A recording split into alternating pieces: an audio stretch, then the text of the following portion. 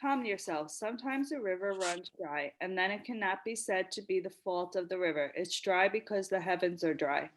So also our father's change of mind, of the apparent hard-heartedness of Kekel, who has been so loving and kind, of Bharatha's chance of succession. These are really not our own doing, but some higher powers have decreed them, faith. I'll be the faith to overpower faith itself, like Lashwama with martial ignorance. Rama argued with him further. I'll change and alter faith itself if necessary. Repeated Lakshmana and concluded his sentence with the refrain, whoever dares to oppose my aim will be destroyed. I know no father and no mother other than you, said Lakshmana, still unsoftened. You are everything to me, and there is no meaning in my existence and in the obsession of my limbs and sense intact, unless I establish you on the throne of your right, irrespective of what a female serpent has tried to do. My blood boils and will not calm down. You will see that what my bow can do. At this, Rama held his hand back. He said, I am firmly convinced that our mother, Kekel, is one who deserves to inherit this kingdom. Having saved our father's life and being assured of his gratitude, it is Bharatha's privilege being the one chosen by Kekel, and my privilege is renunciation and the association of enlightened hermits of the forest. Do you want to let your anger rage until you have vanquished an innocent brother who has no part in this, a mother who has nursed us, and a father who has the greatest ruler was the greatest ruler of earth? In that victory all worth all this? Is this anger which seeks to destroy all firm relationships worth nurturing? Control yourself and take your hand off your bow. Lakshmana relaxed, muttered, what's all the strength of my arm worth? Mere burden, if it cannot be employed to destroy evil when I see it, and my anger itself has now proved futile. Rama went with Lakshmana to bid farewell to his stepmother Sumitra. As had happened with others, Sumitra also bewailed Rama's exile and tried to stop him. Once again, untiringly, Rama expressed his determination to go and his joy to be at being able to fulfill his father's terms.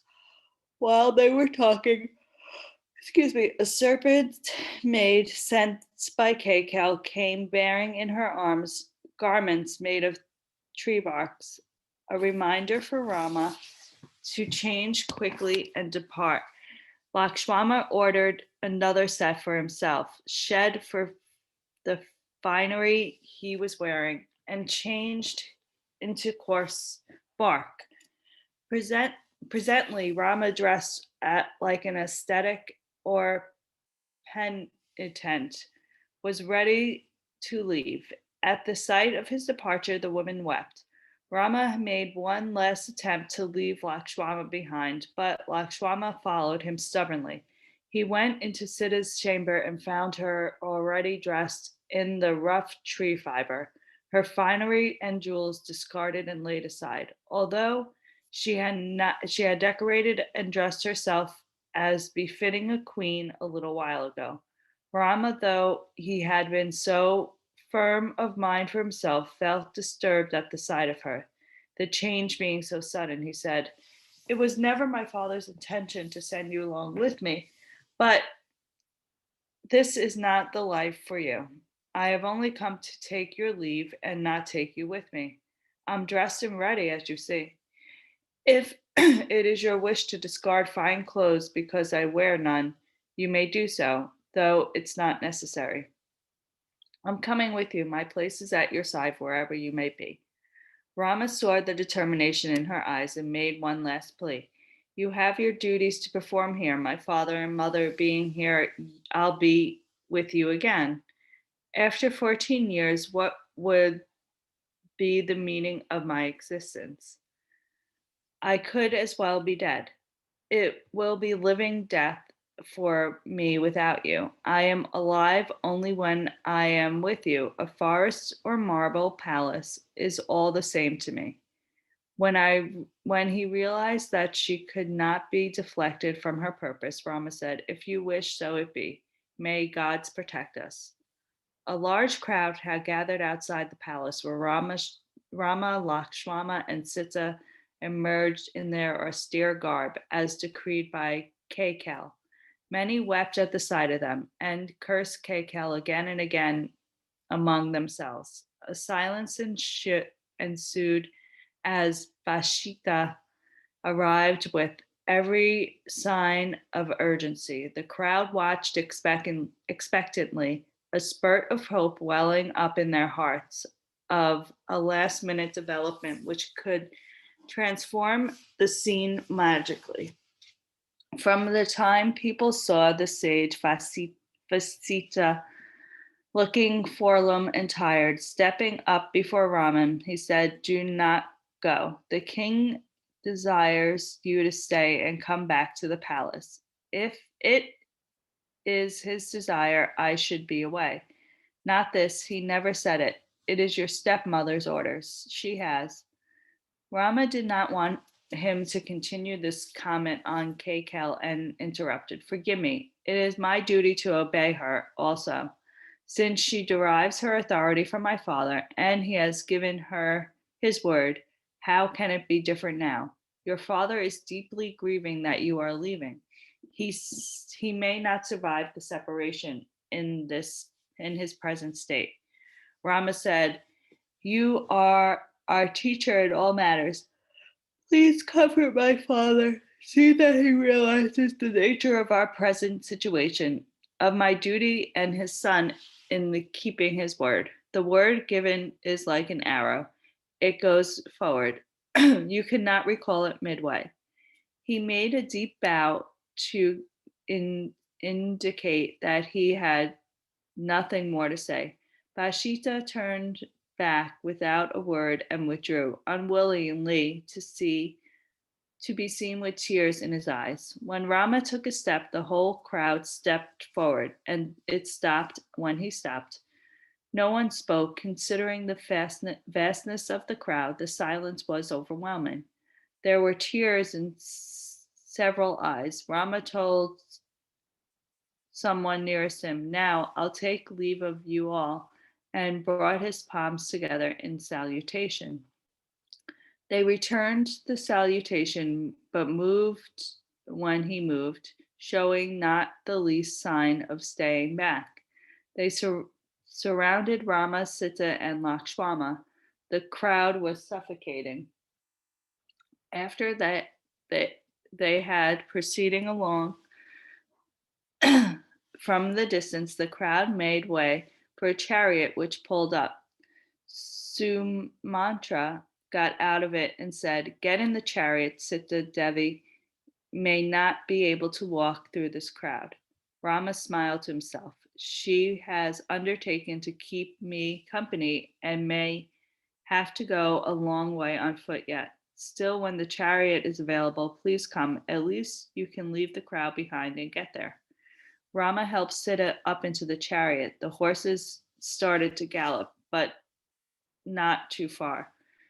To no purpose, actually, as the crowd made it difficult for the vehicle to proceed except at the walking pace.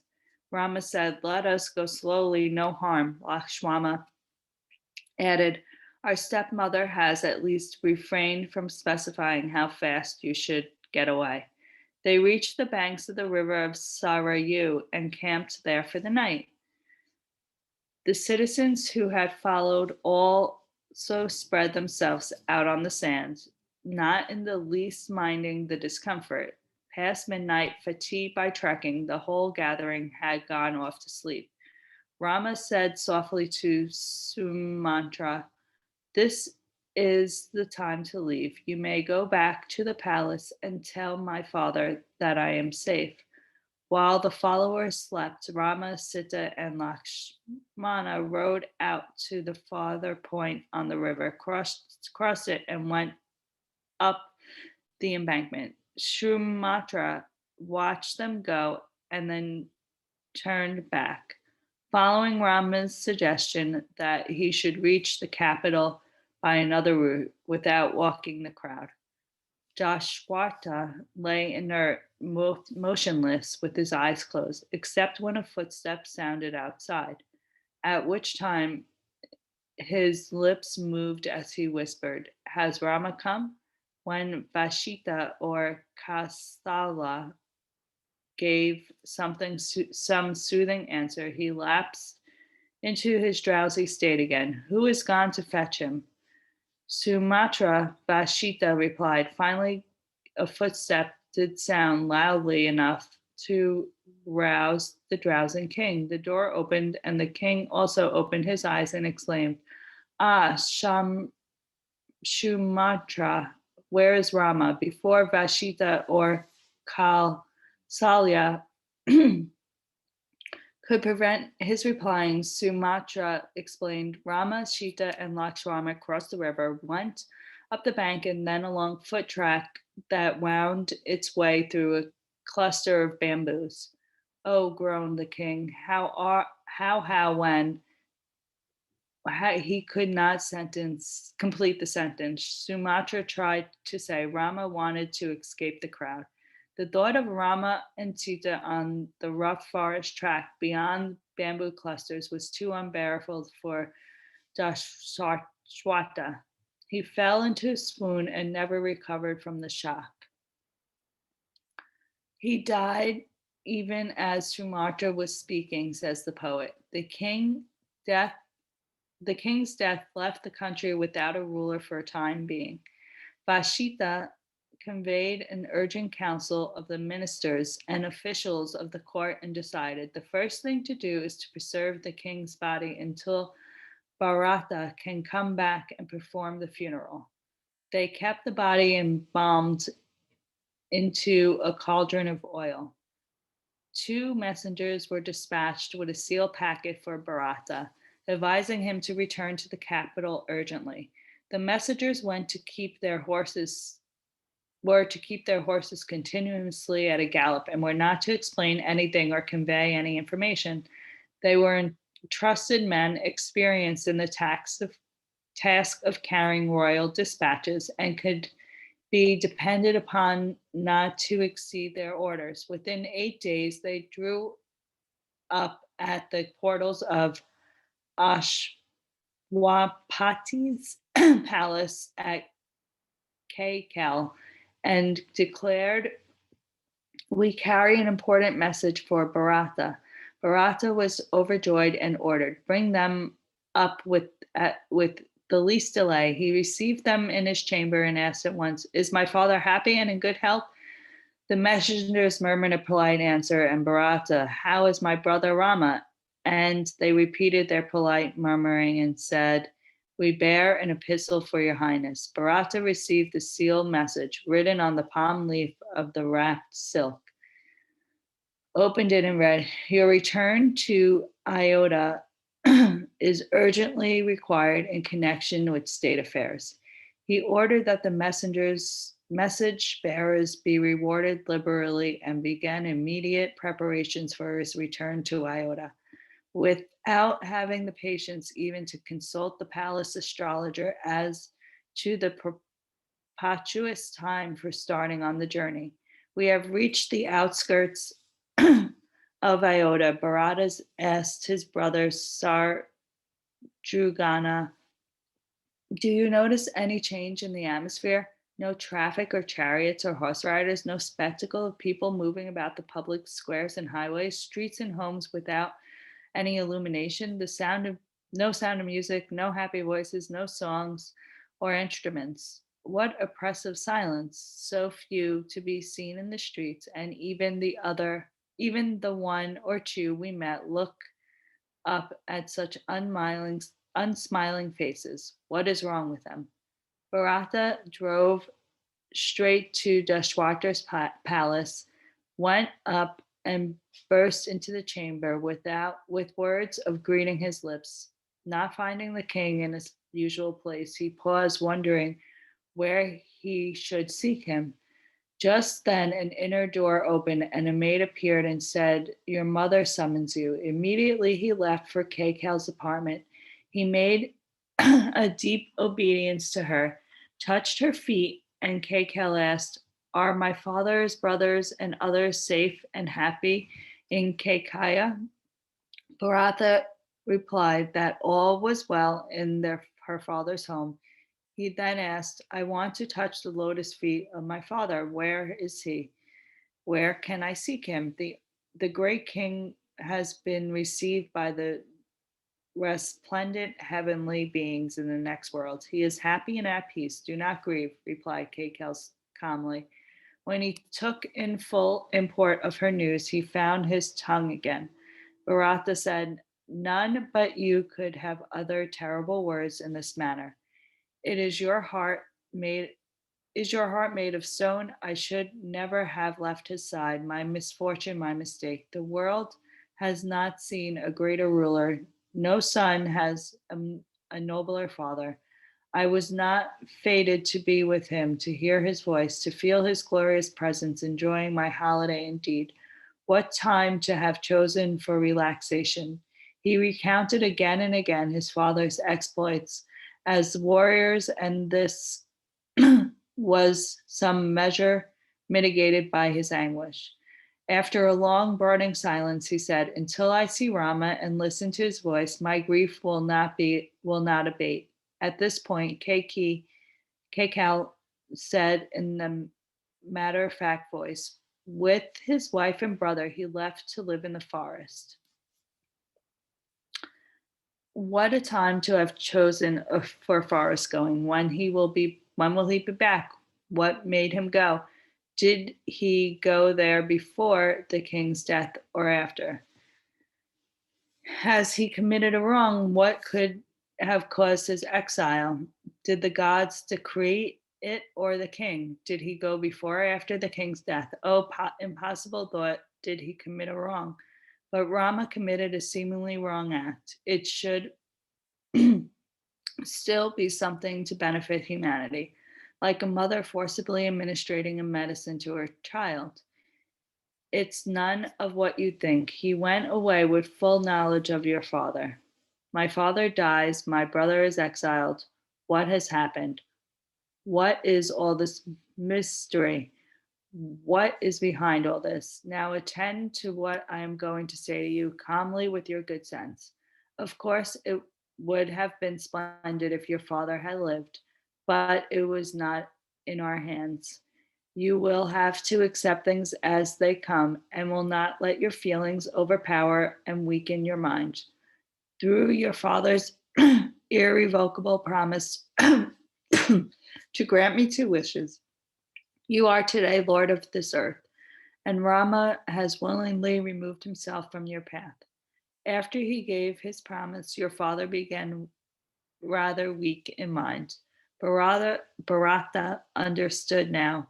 He ground his teeth, glared at her, and thundered, "You are a serpent. You are heartless. You have had the cunning and deviousness to trap deviousness to trap the king into a promise and not care that I meant death to him. How am I to prove to the world that I have no hand in this? How can anyone help thinking that I have maneuvered it all through?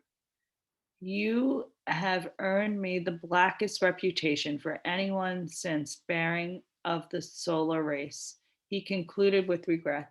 "You deserve to die, for your perfidy, if I do not snuff your wretched life out of my own hand. Do not pride yourself that it is because you are my mother, but you have spared because Rama would despise me for my deed." He left her without another word and went off sobbing to the palace of Kaswala. Hey, baby. Rama's mother. She received him with all courtesy and affection, although she could not quite clear from her mind about Bharata's innocence. Bharata threw himself before her and lamented, "In which world shall I seek my father? Where can I see my brother again? Have the fates kept me away in my grandfather's house so that I may suffer this pang?" After he had gone on thus for some time, expressing his sorrow and his determination to destroy himself rather than bear the burden of both separation and ill repute, Kausalya realized that Bharata was innocent. She asked at the end of his speech, "So, you were unaware of the evil designs of your mother?" And his Bharata was so incensed that he burst into self damnation. "If I had the slightest knowledge of all my mother was planning, may I've condemned to dwell in the darkest hell reserved for." And he listed a series of blackest sins or which people committed to hell. All right, I'm going to stop.